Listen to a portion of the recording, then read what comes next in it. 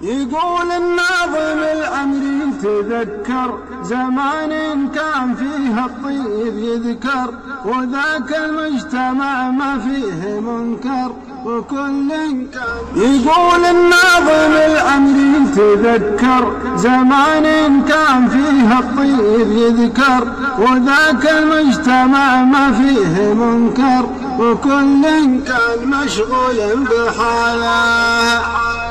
عسى الله يسقي أيام البساطة زمان ما تلوث بالوساطة، وكان الجار بالجار ارتباطه، وكان الوصل ممدوده حباله، وكانوا في منافعهم سوية إذا نادوا بعضهم ما تعيا، ولا من قيل هيا قال هيا على درب المكارم والجماله.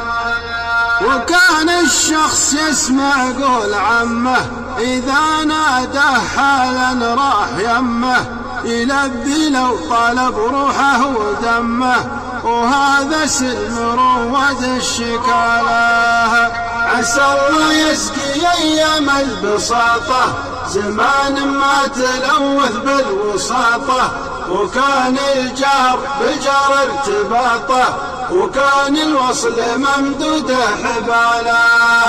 نهار العيد يلتم الجماعة على ضحك وسواليف وطاعة، وزاروا بعضهم في نصف ساعة ولو ما يشربون إلا بياله.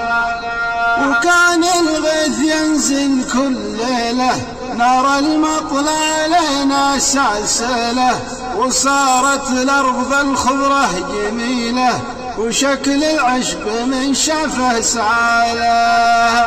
عسى الله يسقي أيام البساطة زمان ما تلوث بالوساطة، وكان الجار بالجار ارتباطه، وكان الوصل ممدوده حباله. وهذه كانت أحوال القدامى إذا استسقوها طلوا بلا الغمامة، عليهم يا رب مني سلامة عدد من يذكر الله بابتهاله. وفي هذا الزمن قل التراحم بعد ذاك التواصي والتلاحم، على العصيان يا كثر التزاحم إذا قفا شر جا شر بداله. عسى الله يسقي أيام البساطة زمان ما تلوث بالوساطة، وكان الجار بالجار ارتباطه، وكان الوصل ممدوده حباله.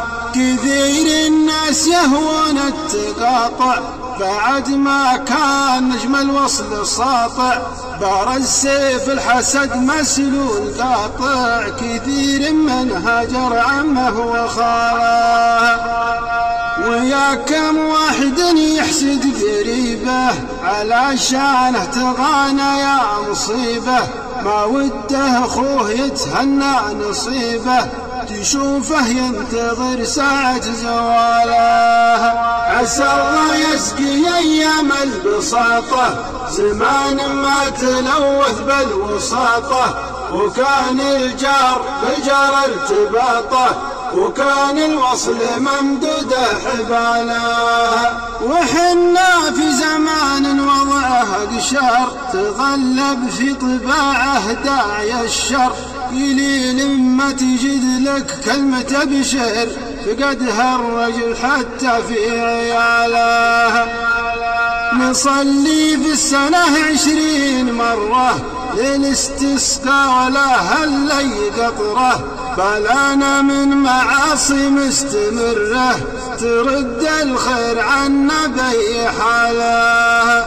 عسى الله يسقي أيام البساطة زمان ما تلوث بالوساطة، وكان الجار بالجار ارتباطه، وكان الوصل ممدوده حباله. ختاما يا رجاجل اسمحوا لي، فأنا وضحت مما شفت حولي، وكان اخطيتكم ووضحوا لي، فانا شاعر قصيد راس مالا. عسى الله يسقي ايام البساطة زمان ما تلوث بالوساطة، وكان الجار بالجار ارتباطه، وكان الوصل ممدود حبالا.